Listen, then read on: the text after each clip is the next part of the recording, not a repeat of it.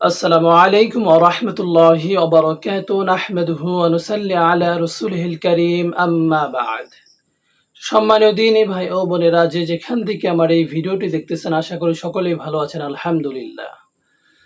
আজকের আলোচ্য বিষয়, বিশেষ গুরুত্বপূর্ণ বিষয়, ঈদে মিলাদুন নবী কি, এর মানে কি, এর তাৎপর্য ও ঐতিহাসিক গুরুত্ব নিয়ে কিঞ্চিত পরিমাণ আলোকপাতে প্রয়াস চালাবো ইনশাআল্লাহ। চলুন মূল ভিডিও শুরু করা যায়। চারদিকে যখন অন্যায়, অবিচার, জুলুম, অত্যাচার, জিনা, ব্যভিচারের, কুফরের কৃষ্ণকালেই গোটা বিশ্ববাসী যখন অন্ধকারে নিমজ্জিত ছিল, ঠিক সেই মুহূর্তে রাতের শেষ লগ্নে পূর্ব দিগন্তে শুভ্র আভা যখন উদ্ভাসিত হলো, মুআজ্জিনে আজানের সুমধুর তান বিহঙ্গের কুলুকাকুলি যখন চতুর্দিকে মুখর করে তুলল, ঠিক সেই মুহূর্তে মানবের দুধ, মানবের কান্ডার, জ্ঞানের ভান্ডার, সরওয়ারে কায়নাত, সৈয়দুল কাউনাইন, দু জাহানের বাদশাহ জনাবে মুহাম্মদুর রাসূলুল্লাহ সাল্লাল্লাহু আলাইহি ওয়াসাল্লাম এই ধরার বুকে আগমন করলেন। তিনার উপর অবতীর্ণ করা হলো ঐশীয় বাণী আল কোরআন, যা পাঠ করলে ঝরে পড়ে অমীয় পাকশিশির।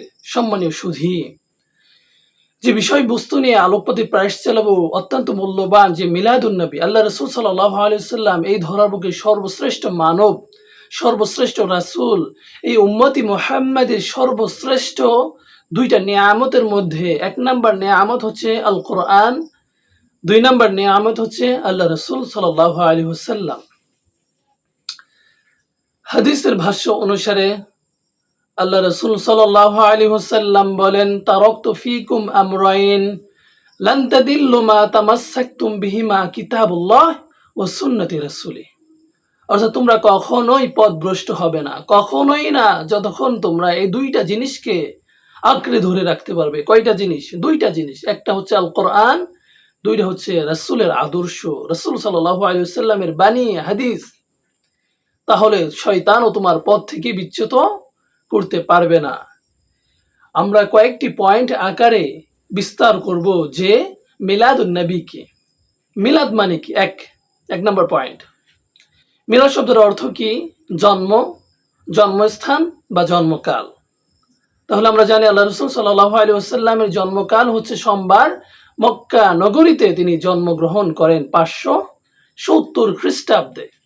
একই তারিখে আল্লাহ রাসূল সাল্লাল্লাহু আলাইহি ওয়াসাল্লাম 632 খ্রিস্টাব্দে তার ওয়াফাত, শেষ নিঃশ্বাস ত্যাগ করে দুনিয়া ছেড়ে তিনি চলে যান আল্লাহ তাআলার ডাকে।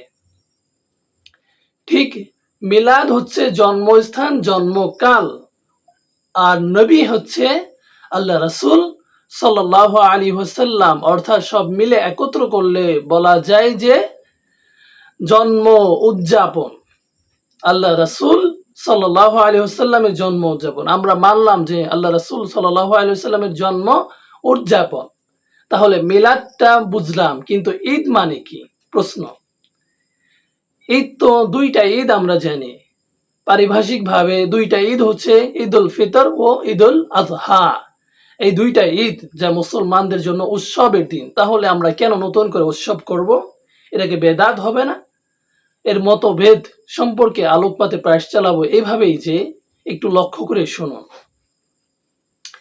ঈদ হচ্ছে, ঈদের অর্থ মানে ফিরে আসা। আসরুরুল আঈদ, অর্থাৎ আয়াদ অর্থ বহুবচন, আঈদ মানে এক বচন। এর অর্থ যে আনন্দ বারবার ফিরে আসে, অর্থাৎ যে ঘটনা ঘটে একবার তা মনে পড়ে বারবার, মনে পড়ে যতবার আনন্দ লাগে ততবার। অর্থাৎ এটাকেই বলে ঈদ, যে ঈদ বারবার আসে। যাদের হাদিস ও কোরআনে জ্ঞান রয়েছে তারা এভাবেই বুঝবে যে আল্লাহ রাসূল সাল্লাল্লাহু আলাইহি ওয়াসাল্লাম বলেন, জুমার দিন হচ্ছে একটি ঈদের দিন। যেমনি রোজার ঈদ এবং কোরবানির ঈদ, তেমনই সমপরিমাণ মূল্য দেওয়া হয়েছে এই জুমার ঈদটাকে। সেই জন্য জুমার ঈদটা কি বারবার ফিরে আসে, এক জুমা থেকে আরেক জুমা, আরেক জুমা থেকে আরেক জুমা, এভাবে ফিরে আসে। ঠিক তেমনি ভাবে আল্লাহ রাসূল সাল্লাল্লাহু আলাইহি ওয়াসাল্লামের আবির্ভাবটা হচ্ছে একটা ঈদের সমতুল্য, একটা উৎসবের দিন, একটা আনন্দের দিন, একটা গৌরবের দিন, একটা মর্যাদার দিন। সেই দিনের উৎসবটা কি, কেমন উৎসব করতে হবে? আল্লাহ রাসূল সাল্লাল্লাহু আলাইহি ওয়াসাল্লামের উৎসবটা কেমন? 2 নাম্বার পয়েন্ট, আল্লাহ রাসূল সাল্লাল্লাহু আলাইহি ওয়াসাল্লামের জীবদ্দশা, তিনি কি উৎসব করেছেন? আল্লাহ রাসূল সাল্লাল্লাহু আলাইহি ওয়াসাল্লামের সাহাবী আজমাইন, তার খলিফা, চারজন শ্রেষ্ঠতম খলিফা, তাদের জামানায় সমকালীন কি হয়েছে সেই 3 নাম্বার পয়েন্ট। এই 2টা পয়েন্ট, প্রথম 1 নাম্বার পয়েন্ট গেল, যে পয়েন্ট হচ্ছে মিলাদ। 2 নাম্বার পয়েন্ট হচ্ছে আল্লাহ রাসূল সাল্লাল্লাহু আলাইহি ওয়াসাল্লামের জীবদ্দশা। আল্লাহ রাসূল সাল্লাল্লাহু আলাইহি ওয়াসাল্লামের জীবদ্দশায় কোনো ইতিহাস পাওয়া যায়নি যে তিনি মিলাদুন নবী উপলক্ষে তিনি উদযাপন করেছেন। 3 নম্বর পয়েন্টের মধ্যে তার চারজন খলিফা আবু বকর, উসমান, উমর, আলী রাদিয়াল্লাহু তাআলা আনহু, তাদের কোনো মত অনুসারে পাওয়া যায়নি যে তারা কোনো উৎসব উদযাপন করেছেন। এটা হচ্ছে 3 নাম্বার। 4 নাম্বার পয়েন্ট, তাহলে সর্বপ্রথম কারা এই উদযাপনটা আরম্ভ করে? সর্বপ্রথম হচ্ছে ফাতেহি শাসক, তারা সর্বপ্রথম রাজবংশ অর্থাৎ ফাতেহি রাজবংশ শাসকেরা সর্বপ্রথম এই উদযাপনটা রাষ্ট্রীয়ভাবে উদযাপন পালন করে। এটা হচ্ছে 4র্থ শতাব্দীতে অর্থাৎ 4র্থ হিজরিতে। এটা হচ্ছে প্রথম উৎসব। 5 নম্বর পয়েন্ট, 5 নম্বর পয়েন্টের ভিতরে রয়েছে 7ম শতাব্দী অর্থাৎ 7ম হিজরিতে কারা এই উৎসব পালন করে, কাদের সময় এই মিলাদুন নবীটা মূল্যবান হয়ে ওঠে। ইরাবিলের শাসক সুলতান মুজাফফর আল দিন অর্থাৎ আবু সাইদ সুলতান সালাউদ্দিন আইয়ুবির জামানায় সময়কালীন এই সুন্নি মতভেদরা, যারা সুন্নত মোতাবেক মুসলিমদের মাঝে ব্যাপকতাভাবে এই মিলাদুন নবীটা বিস্তার আরম্ভ করেছে। এবং 6ষ্ঠ পয়েন্টে 6 নম্বর পয়েন্টের মধ্যে রয়েছে গুরুত্বপূর্ণ পয়েন্ট, যে পয়েন্ট হচ্ছে অটোমান সাম্রাজ্য, উসমানী খেলাফত সাম্রাজ্য, এই সাম্রাজ্য এই মিলাদুন নবী উপলক্ষে তিনারা অফিসিয়ালি ভাবে ঘোষণা দেন, এই দিনটা ছুটির জন্য আরম্ভ করেন এবং এই দিনটা ঘোষণা করে দেন এই দিনটা হচ্ছে সরকারি রাষ্ট্রীয়ভাবে ছুটি। এই দিনে সকলে ইবাদত করবে। ইবাদতের মধ্যে 7 নম্বর শ্রেষ্ঠতম গুরুত্বপূর্ণ পয়েন্ট হচ্ছে যে কি ইবাদত করবে। আল্লাহ রাসূল সাল্লাল্লাহু আলাইহি সাল্লামের আবির্ভূত উপলক্ষে আমরা ইবাদত করব এই যে এই দিনে আমরা আল্লাহ রাসূলের ভালোবাসা বহির প্রকাশ ঘটাবো। এই 1 নাম্বারের ক্ষেত্রে আমরা কিভাবে প্রকাশ ঘটাবো? আমরা কি হাত কেটে প্রকাশ ঘটাবো, না লাফালাফি করে প্রকাশ ঘটাবো, না অন্যকে কষ্ট দিয়ে প্রকাশ ঘটাবো? না, আল্লাহ রাসূল হাদিসের মধ্যে সুস্পষ্টভাবে বলেন, মান আহাব্বা সুন্নতি ফাকাদ আহাব্বানি ওয়া মান আহাব্বানি কানা মা'i ফিল জান্নাত। যে ব্যক্তি আমাকে ভালোবাসে সে যেন আমার সুন্নতকে অনুসরণ করে। যে ব্যক্তি আমার সুন্নতকে ভালোবাসলো সেজন্য আমি রাসূলকে ভালোবাসলো। যে আমি রাসূলের ভালোবাসা পেয়ে গেল সেজন্য আমার সাথে জান্নাতে থেকে গেল, অর্থাৎ আমার সাথে তার হবে জান্নাত। তাহলে ভালোবাসা বহির্প্রকাশ হবে কিসের মাধ্যমে? আল্লাহ রাসূলের আদর্শ সুন্নতের মাধ্যমে। 2 নাম্বার হচ্ছে তার সিরাত অনুসরণ করা, আদর্শ অনুসরণ করা, আদর্শ তার বাস্তবায়ন করা, কিভাবে তিনি চলেছেন, কিভাবে তিনি খেয়েছেন, কিভাবে তিনি ব্যবহার করেছেন, কিভাবে তিনি আমল করেছেন, নেক আমল করেছেন।